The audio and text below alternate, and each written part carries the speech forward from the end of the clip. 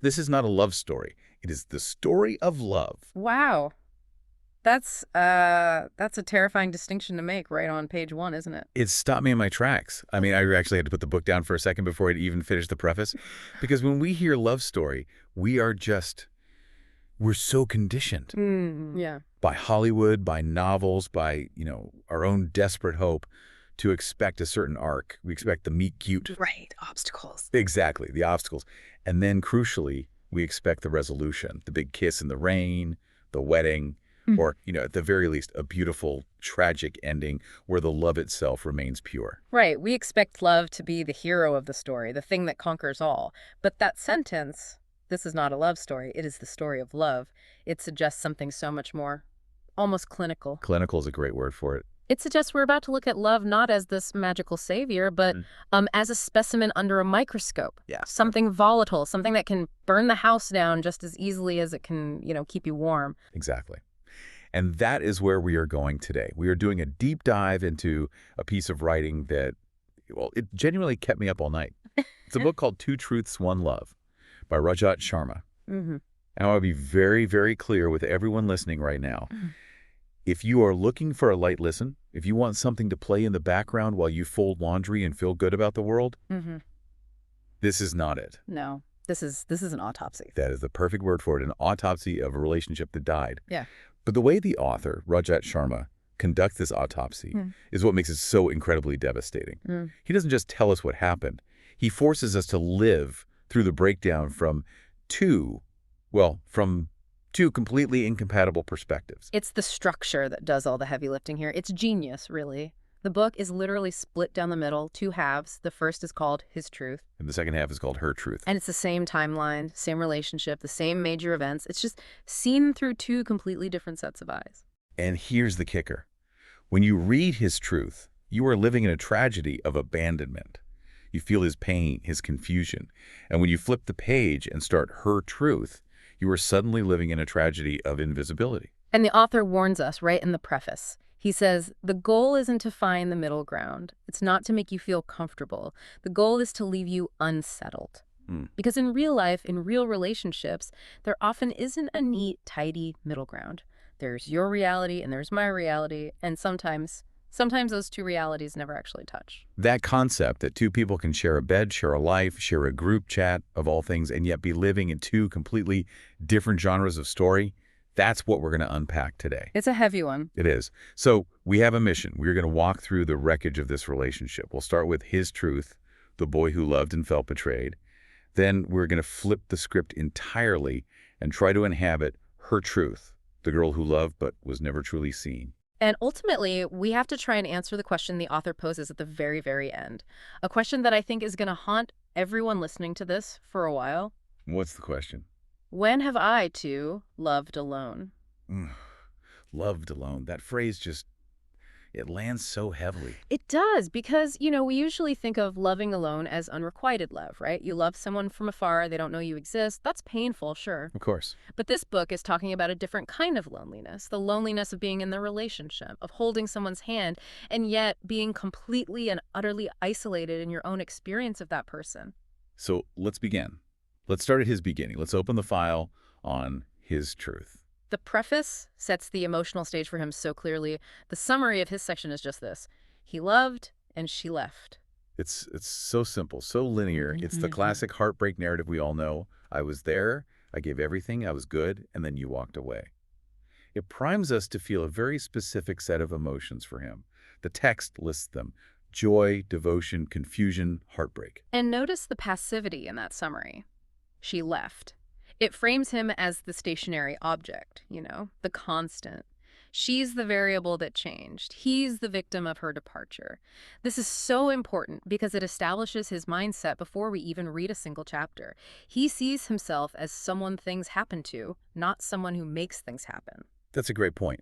And contrast that immediately, just so we can hold this tension in our heads from the start, with the summary for Her Truth.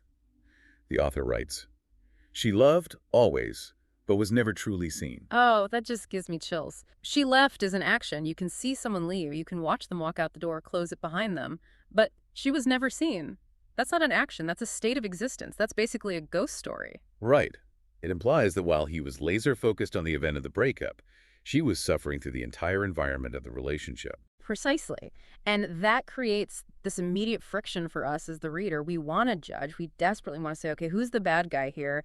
But the book just, it refuses to give us a villain. It just gives us two victims who ended up hurting each other terribly. So let's step into his shoes. Let's go to chapter 1 of his Truth. The title is just Empty Desks. Empty desks. Wow. So already we are starting with absence. We aren't starting with the first hello or the day we met. We're starting with the feeling of something missing. And the setting description here is masterful. I want to read a bit of this because it sets the tone for his entire half of the book. We were at a college gate, and the author describes the sun as smelling faintly of dust and petrol. Dust and petrol. Let's just sit with that for a second. That sensory detail. It's not fresh cut grass. It's not old library books. It's gritty. It's industrial. It's the smell of a commute, of pollution. It immediately grounds us in a reality that is completely unromantic. It's harsh and maybe a little bit suffocating. It absolutely feels like a place where dreams go to dry out and die. Yeah. And our protagonist, we'll just call him the boy, he enters this scene like a stranger to his own life. He's walking with small, deliberate steps. And why is he a stranger? This is the crucial context, right? He isn't just a bright-eyed student starting college. He's a survivor of a wreck. The wreck of his academic expectations. The text tells us he had wanted medicine. He had wanted the blue coat. The blue coat. And in the context of this story, which seems rooted in a culture that places this immense weight on academic, specifically medical success, the blue coat isn't just a uniform. It's a skin. It's an identity. It's the difference between being a good son and being invisible. He wanted those midnight study sessions. He wanted the struggle, the prestige, the validation. But instead, he describes typing in his exam number, his fingers trembling, and fate handing him B-Farm. Pharmacy. And listen to how the text describes it. It calls B-Farm respectable, safe, the kind of plan someone else might make for you when your own plans dissolve. Dissolve.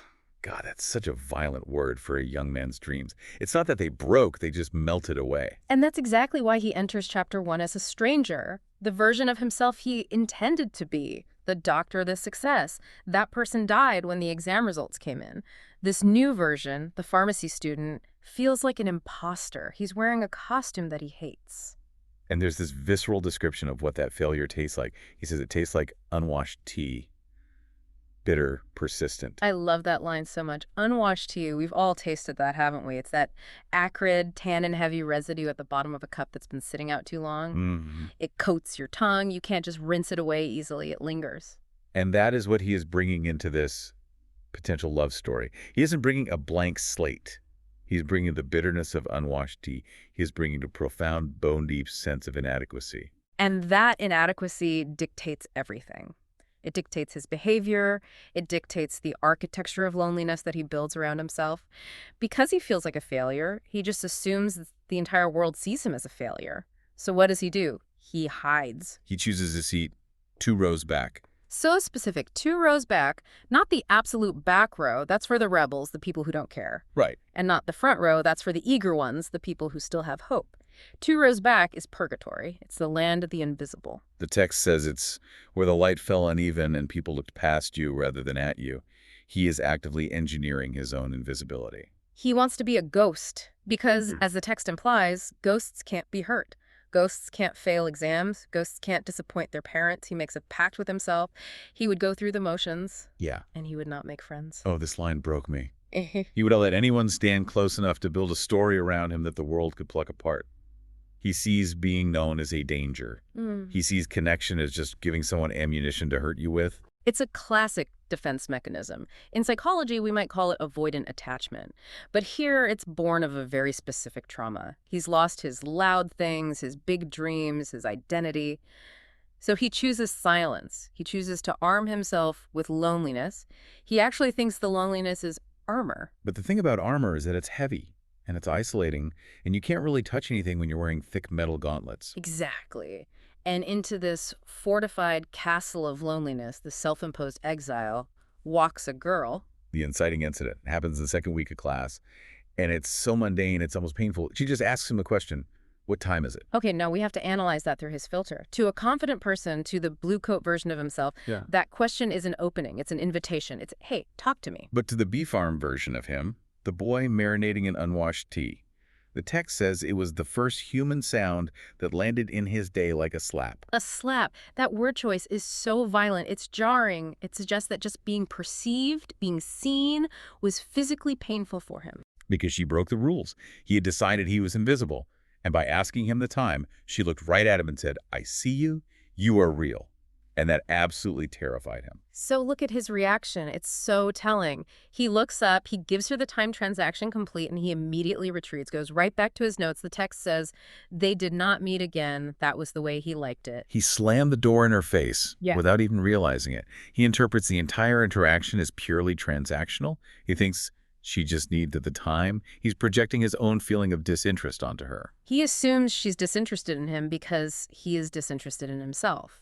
He literally cannot conceive of a world where he, in his current state, is interesting to someone else. And this, right here, this one tiny moment of the slap, is the seed of the entire tragedy. It is. Because we know what happens next. Despite his best efforts, despite all that armor, love sneaks in. But because the foundation is this cracked, unwashed tea and security, the house is just doomed from the start. He ends up building the relationship on top of the armor, not in place of it. Let's look at the map of that relationship. Because we have the table of contents for his truth. And if you just read down the list of chapters, you can see the rise and fall of his hope like a stock market crash. It's brutal. It's a perfect tragic arc. So we start with empty desks, total isolation. Then the next chapter we see is the group chat. The group chat. That feels so modern and specific. Yeah. And it's safe, isn't it? It's totally safe. A group chat is the 2 rows back of conversation. You can lurk, you can type and delete, you don't have to make eye contact. It's him allowing himself to dip a toe in the water without taking off a single piece of that armor. Then we start to see the wall come down. We get chapters like The Surprise and Care in Small Things. He's starting to believe. He's starting to hope again. He's starting to let those loud things back into his life. He's taking a risk. And then we hit the peak, the summit of his happiness, the confession. Dreams of forever.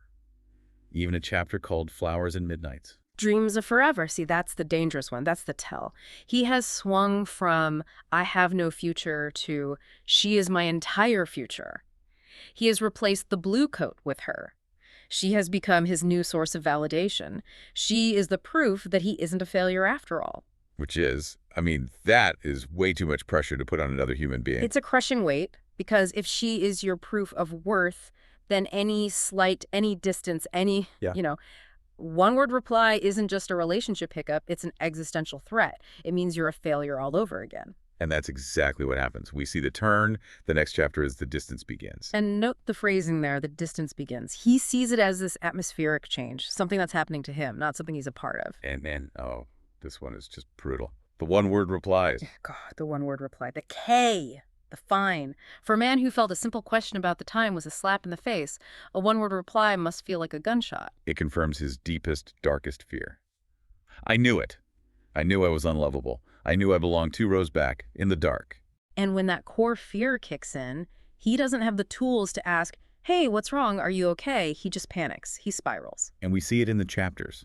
Breaking down, last try, and then the shift from desperation to anger. We get a chapter just called Anger, then Betrayal. Betrayal. That is the word that defines his entire narrative. He believes she tricked him. He believes she made him feel safe just so she could hurt him more effectively. He doesn't see a relationship that ran its course or hit a rough patch. He sees a crime, and he is the victim. And the final chapter titles in his section are The Block, followed by Aftermath. The block, the digital wall, the final act. He rebuilds the fortress from chapter 1, but this time he builds it higher and reinforces it. He ends his story in exactly the same place he started. Alone, bitter, and completely convinced that the world is a place where you should never, ever let anyone stand close enough to hurt you. And if you stop reading there, if you close the book at the end of part 1, you are absolutely heartbroken for him. You are furious at her. You think, how could she do that to him? He was so vulnerable, he opened up. You want to validate his pain. You want to wrap an arm around him and say, you're right, she betrayed you. It wasn't your fault. But we can't stop there. We have to take a deep breath, turn the page, and we have to enter the second reality.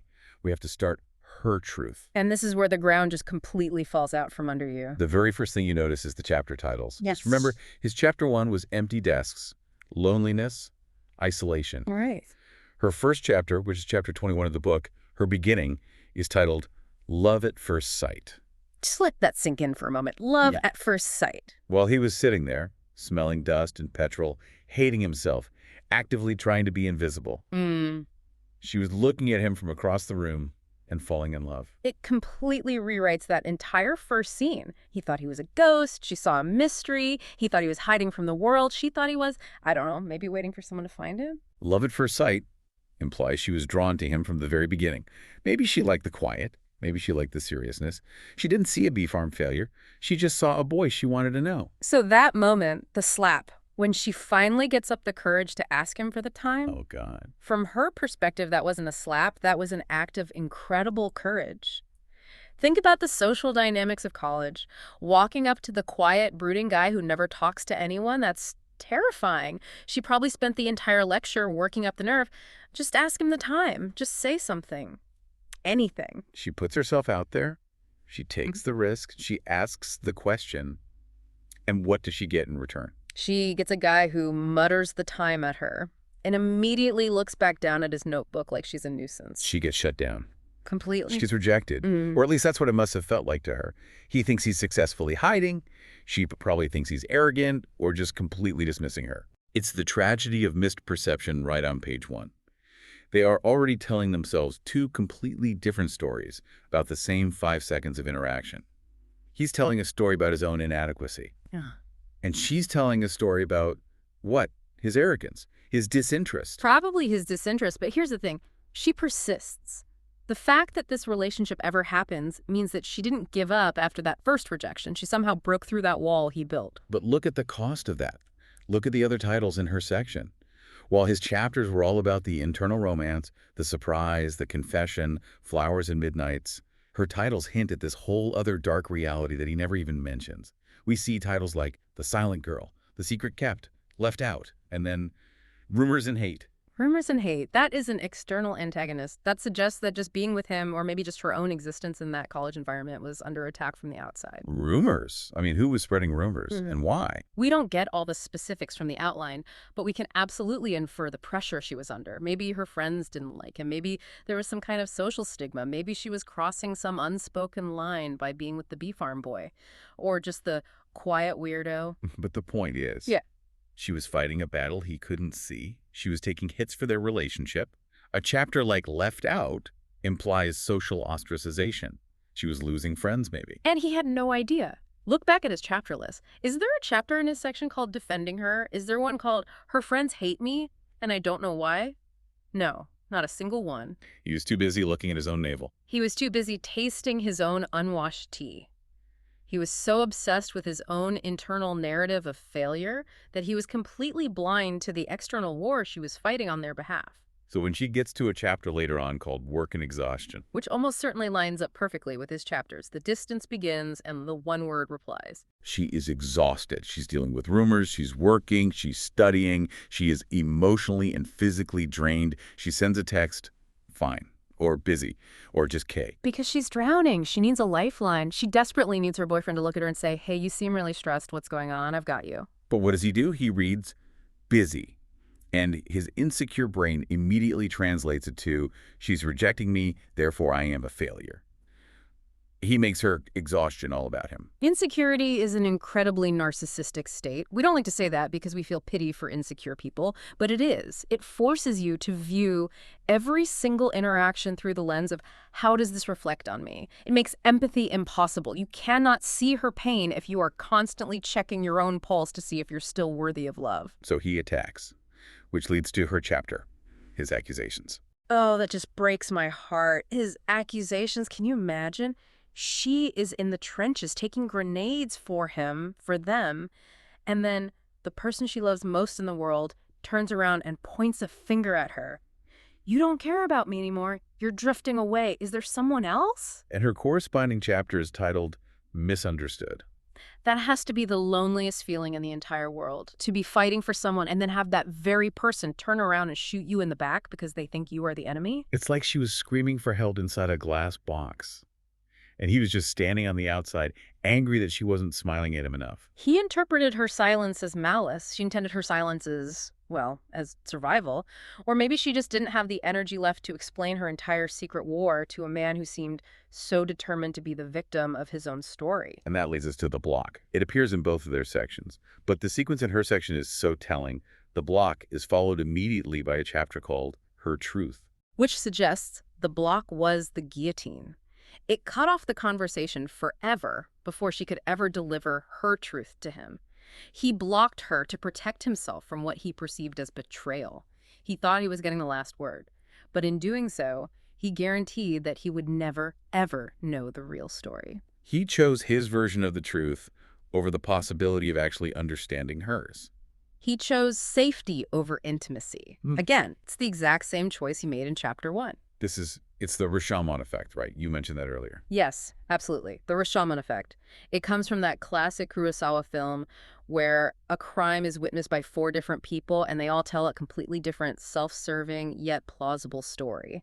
And the point is that none of them are necessarily lying in the way we think of it. They're just trapped in their own perspective. And usually that applies to something big, like a crime. But here, the book applies it to something as simple as a shopping day. Right, let's look at that specific shared chapter, the shopping day. In his timeline, it's Chapter 7. It's early on. It's nestled amongst chapters like Little Beginnings. So to him, Chapter 7 is the honeymoon phase. He's walking through the mall with a pretty girl on his arm. He's probably thinking, look at me, I'm doing it. I'm a normal guy with a normal girlfriend. He's just consuming the moment. He's happy. He feels successful. But in her timeline, the shopping day is Chapter 29. Chapter 29. That is so late in the game. That's deep into the rumors and hate era. So for her, that shopping trip wasn't a little beginning at all. It might have been a desperate attempt to feel normal for an afternoon. Or maybe she was walking through that mall absolutely terrified that someone they knew would see them together. Or maybe she was holding his hand, smiling for him, while inside her head she was calculating the social cost. If I'm seen with him here, the rumors get worse tomorrow. She was performing happiness for his sake, while he was just happy. And then you see her later chapters, like Her Heart's Garden, followed by Pain of Expectations. Pain of expectations, that's the killer phrase. What were the expectations? Well, maybe she expected him to notice. Maybe she expected him to notice that she wasn't really there with him during that shopping trip. She expected him to look past the smile she was putting on for him. She expected him to see the tension in her shoulders, the fear in her eyes. But he didn't. He couldn't. He saw what he needed to see. He saw a girlfriend. He didn't see a person. He loved, and she left. She loved always, but was never truly seen. We just keep coming back to that, don't we? Never truly seen. It implies that his love was a projection. He loved the idea of her. He loved that she was the one who saved him from the empty desks. But he didn't actually love the reality of her. The girl with problems, the girl with enemies, the girl who got tired and sent one-word replies. He loved a statue. And when the statue started moving and crying and having a difficult day, he panicked. Or maybe he loved a mirror. He looked at her and saw a reflection of himself that he could finally like. And when she stopped polishing that reflection for him, because she was busy fighting her own battles, he felt betrayed. This duality, this tragedy of 2 timelines, Right. it all leads us to the epilogue. And I have to say, the epilogue does not let us off the hook. It doesn't give us a hook. No, it gives us a verdict, and the verdict is guilty. Both of them. The final assessment from the author is, love is not always about forever. Sometimes it is about alone. Sometimes it is about alone. That just redefines the entire metric of a relationship, doesn't it? We're taught that a successful relationship is one that lasts until one of you dies. But Sharma is saying, no, sometimes the defining characteristic of a love story is the profound solitude you experience while you are in it. And then this line. This is the line that needs to be, I don't know, tattooed on the inside of our eyelids. He loved alone, believing she had betrayed. She loved alone, believing he never truly loved. That's the narrative twist right there. They were both right, and they were both completely wrong all at the same time. Can you explain loving alone to me in this context? What does that really mean? To love alone in a relationship means you are fundamentally engaging with a version of your partner that doesn't actually exist. He was loving a savior, a perfect girl who would never leave him and would always make him feel worthy. That woman didn't exist. She was a real, flawed human who needed to leave to save herself. So he was loving a phantom. He was loving alone. And what about her? She was loving a man she hoped would eventually, one day, take off his armor. She was pouring all her love and energy into the cracks of his wall, hoping it would finally reach the real person inside. But it never did. It just pooled on the floor outside.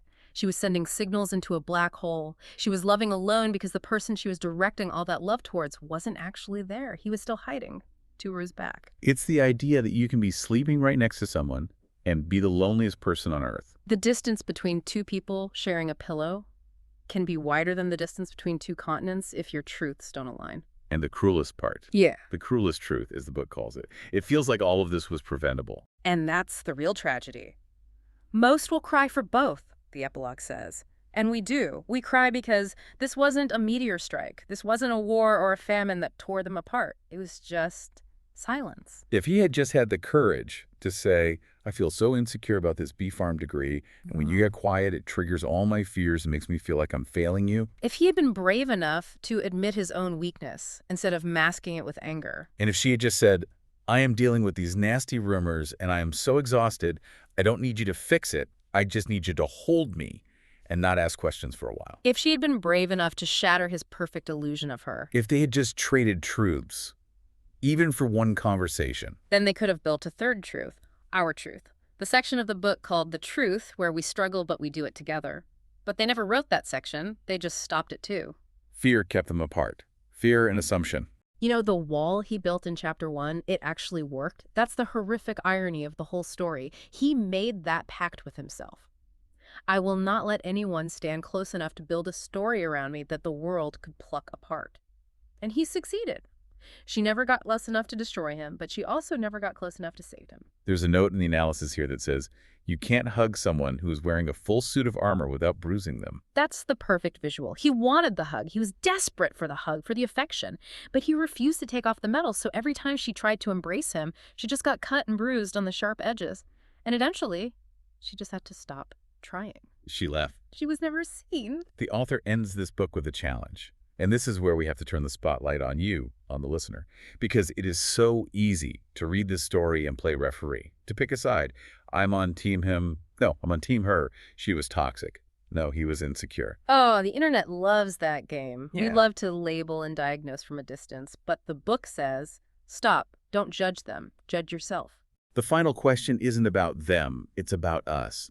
When have I, too, loved alone? And that's a mirror.